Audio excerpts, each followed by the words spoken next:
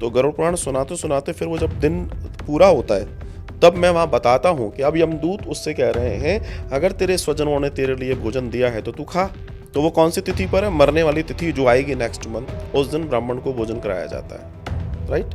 तो अगर मान लीजिए उस दिन भोजन नहीं हो रहा तो वो जो कांटों में से, धधकते अंगारों में से, तो जो हम बात कर रहे हैं, देखिए जो बात आती है, तो जो लोग 4 दिन में कर रहे हैं, जो लोग 13 दिन में कर रहे हैं, मैं बात ये कर रहा हूँ कि जो जो वर्षी आपके यहाँ होनी है वो वर्षी आपके 1 साल बाद होनी है। मैं आपसे कह रहा था कि जो गरुड़ पुराण है मेरा अवेलेबल है, उस गरुड़ पुराण को आप पढ़ेंगे या सुनेंगे, सिर्फ सुन मत लीजिएगा, उसमें आपको पता पड़ जाएगा कि यातना क्या होती है। आपके जहन में जो प्रश्न आया, मैं इस प्रश्न को कई सारे भागों में ले जा रहा हूँ।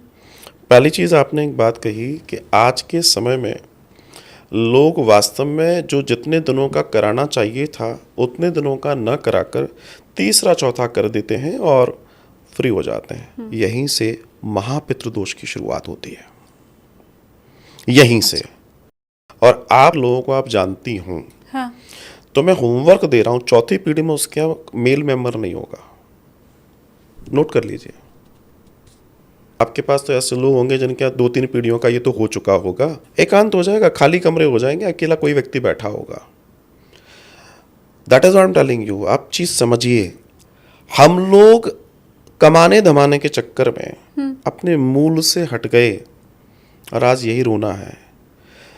कुछ लोग कहते हैं जी हमने 12वीं 13वीं कर दी और बरसी भी कर दी साथ में। महापितृदोष। बरसी कब होनी थी? 1 वर्ष के बाद। हाँ। आपने कब कर दी? उसी समय, सेम टाइम। हाँ। मैं आपको अगर 1 साल का खाना एक साथ दे दूं परोस के, आप खा लेंगे? पंडित जी कभी रिकमेंड नहीं करेंगे। पंडितों को बदनाम कर दिया गया है। I am telling you. ब्राह्मण कभी शॉर्टकट नहीं चाहता, उसकी मजबूरी है, यजमान करा रहा है। मैं प्रोफेशनली बात करूं, अगर पंडित जी की बात आ रही है, जिस तरीके से 13वीं होती है ना, उसी तरीके से बरसी होती है। हाँ। तो जितना, अगर कहूँ जितना दान वो यहाँ कर रहा है 1 साल बाद उसका तो पक्का है कि उसको मिलेगा। लेकिन उस समय वैसा नहीं होता, उस समय शॉर्टकट में होता है, निमित्त निमित्त में होता है, क्योंकि एक ही शैया दान कर रहा है वो, उसी पे दूसरा संघ। प्रॉफिट नहीं है ना इसमें। हाँ। आप समझिएगा। हाँ, हाँ, बिल्कुल। इसमें पंडित जी का कोई प्रॉफिट नहीं है। हाँ। इसमें सिर्फ एक व्यक्ति का प्रॉफिट है, उस यजमान का, जो कह रहा नहीं जी हमको तो अभी करा दो। अब यहां पंडित जी करा नहीं रहे हैं, पंडित जी अपने आप को देख रहे हैं, उनको घर चलाना है, लेकिन पंडित जी भी इसमें दोष के भागी बन रहे हैं। जितने ब्राह्मण सुन रहे हो मुझे कोट कर सकते हैं, क्योंकि वो तो नहीं जानता, तुम तो जानते हो। तो उस पाप के भागी तुम भी तो होगे। इसको तो कोई रोक नहीं सकता। शिक्षक अगर स्टूडेंट के हिसाब से चलना शुरू कर दे, वो गलत बोल रहे हैं, तो शिक्षक शिक्षक रह जाएगा। बिल्कुल नहीं। जिसका काम है समाज को बदलना, किसी भी रूप में समाज को सही दिशा देना। तो जो हम बात कर रहे हैं, देखिए जो बात आती है, तो जो लोग 4 दिन में कर रहे हैं, जो लोग 13 दिन में कर रहे हैं, मैं बात ये कर रहा हूँ कि जो वर्षी आपके यहाँ होनी है वो वर्षी आपके 1 साल बाद होनी है। मैं आपसे कह रहा था कि जो गरुड़ पुराण है मेरा अवेलेबल है, उस गरुड़ पुराण को आप पढ़ेंगे या सुनेंगे, सिर्फ सुन मत लीजिएगा, उसमें आपको पता पड़ जाएगा कि यातना क्या होती है। कई बार लोग मुझसे कहते हैं कि गरुड़ पुराण है, क्या ये सत्य है जो इसमें लिखा है कि कढ़ाई में करा जाएगा और ये होगा और वो होगा? गरुड़ पुराण का वो पार्ट, गरुड़ पुराण का एक हिस्सा है ये यातना का, और ये पूरा का शरीर का, मृत्यु के बाद का, उसमें और बड़े बड़े पार्ट भी हैं। इस हिस्से को लेकर कभी किसी आपके एम्स में चले जाना, और उसमें जहाँ हड्डी टूटने की बात है, हड्डी टूटने वाले वार्ड में चले जाना, जो जो उसमें लिखा है सब मिल जाएगा। जले वाले में चले जाना, तले वाले में चला जाएगा, चीरा फाड़ी में चले जाना, सब तो है यहाँ जो गरुड़ पुराण में लिखा है। तो शरीर का कार्य तो शरीर से ही होगा, शरीर का दंड शरीर को मिलेगा। एक चीज तो बात यह है कि जब जीवात्मा 12 दिन के बाद यमदूत लेके जाते हैं, तो जब वो ले जाएंगे तो उनके 30 दिन, हमारे 30 दिन, उनका 1 दिन होता है। ठीक है। तो गरुड़ पुराण सुनाते सुनाते फिर वो जब दिन पूरा होता है तब मैं वहां बताता हूं कि अब यमदूत उससे कह रहे हैं अगर तेरे स्वजनों ने तेरे लिए भोजन दिया है तो तू खा। तो वो कौन सी तिथि पर है? मरने वाली तिथि जो आएगी नेक्स्ट मंथ, उस दिन ब्राह्मण को भोजन कराया जाता है, राइट। तो अगर मान लीजिए उस दिन भोजन नहीं हो रहा तो वो जो कांटों में से, धधकते अंगारों में से, है ना, रक्त की नदियों में से, बड़े बड़े कांटों में से उसके शरीर को छील लिया गया है, घसीट के ले जाया गया है। वो त्राही त्राही कर रहा है, ऊपर आकाश में हजारों सूर्य तप रहे हैं और जंजीरों से खींच के ले जा रहा है। वो पानी मांग रहा है, पानी नहीं मिल रहा, रोटी मांग रहा है, रोटी नहीं मिल रही। और तब जाके जब वो दिन ढलता है, तब उसके लोग, वो यमदूत कहते हैं, ले तेरे घर वालों ने कुछ भेजा है तो तू खा। लेकिन घर वालों ने भेजा ही नहीं है। आपका एक प्रश्न था कि हमारे स्वजन हमारे लिए क्यों करेंगे? वो कहेंगे बताओ, पूरी ज़िंदगी मैंने इसको मकान दिया, इसको पाला, इसको पोसा, खुद भूखा रहकर इसका सब कुछ किया, इसके लिए हमारे यहाँ पास एक दिन की रोटी नहीं है। कोई बात नहीं, अगले महीने भी वही, अगले महीने भी वही, 11 महीनों तक यही चलता रहा। उसके बाद वो पितृ क्या आशीर्वाद देंगे अपने परिवार को? आप बताइए। अगर आपके साथ सजीव में भी घर वाले गलत करने लगे तो आप क्या करेंगे? विरोध में चले जाएंगे ना। तो वो आत्मा की स्थिति ये हो गई है कि आप जब उस पूरे वर्णन को सुनिए, मेरा अवेलेबल है, तो नींद नहीं आएगी। और गरुड़ पुराण सुनना चाहिए लोगों को, ताकि पाप कम करेंगे, क्योंकि हमें ये नहीं मालूम ना क्या करके क्या होता है। तो बात यह है कि इसलिए जो दोष बढ़ रहे हैं, अब जो लोग सोच रहे हैं हमने तो साहब बरसी भी कर दी, कौन सा बड़ा काम कर दिया तुमने, तो उल्टा काम कर दिया। तुमने कहा निपटे, हम बचे। बरसी कब करने के लिए कहा गया था ये भी दिया है। आपातकाल में, उस समय छोटे में ब्याह और बहुत सारी चीज़ें तय हो जाती थी, महीनों पहले, सालों पहले। अगर बेटी का ब्याह निश्चित है, कुछ ऐसा है, ऐसी कंडीशन में इमरजेंसी में बरसी वाला कार्यक्रम उसके पहले किया जा सकता है, प्रोग्राम के पहले। अब लोगों ने उसको इजीली कर लिया, सब कुछ कर लिया। तो ऐसे लोगों के साथ तो पितृदोष, महापितृदोष बन के टूटता है, जो लोग तीसरा चौथा ये सब कर रहे हैं। फिर आपने एक बात और कही कि जिनके पास इसके लिए समय नहीं है, उनके लिए 16 दिन का समय कैसे निकलेगा? निकलता है, उन्हीं के लिए निकलता है। भय बिन हो तो न प्रीत।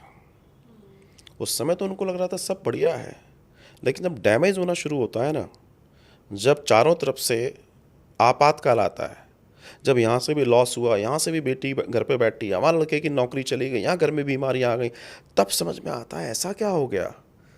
तब तुम्हारे पास दिन ही दिन है, 16 दिन की क्या बात कर रहे हो, जब काम छूटने वाला है।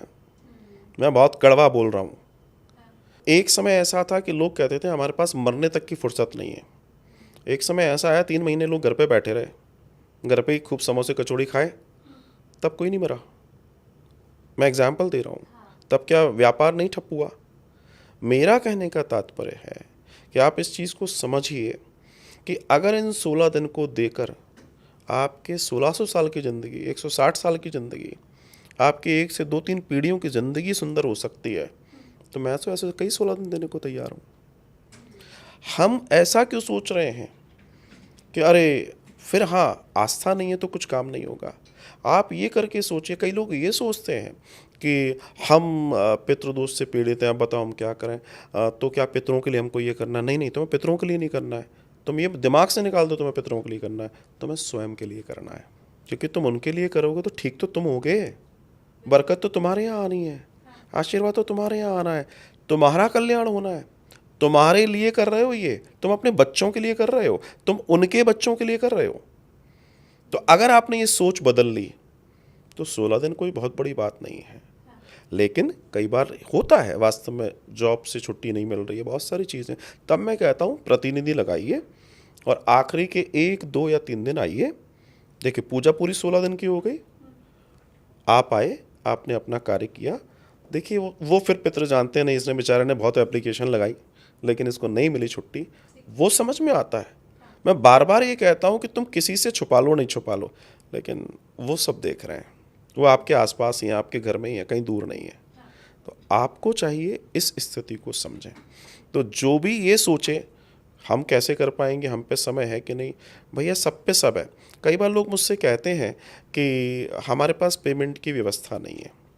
वास्तव में सही बात है भैया, पैसा तो पैसा होता है। किसी के लिए करोड़ रुपया कुछ नहीं है, किसी के लिए 100 रुपये भी बहुत कुछ है। लेकिन मैं एक चीज़ उनसे भी कहना चाहता हूँ कि अगर आप इसको इमरजेंसी में लेंगे, कई बार हमारे साथ स्थिति होती है, गए किसी हॉस्पिटल में, अच्छे वाले गए थे, उसने चेक किया, उसने कहा जी ये प्रॉब्लम है, इतने इतने जमा कराइए और कल जमा हो जाइए। कहाँ से आता है? मैं ये इसलिए नहीं कह रहा हूँ कि कोई मैं अपनी बात कर रहा हूँ, मैं बात कर रहा हूँ हम धर्म या किसी चीज़ को या किसी इस तरह की चीज़ को इमरजेंसी क्यों नहीं लेते हैं।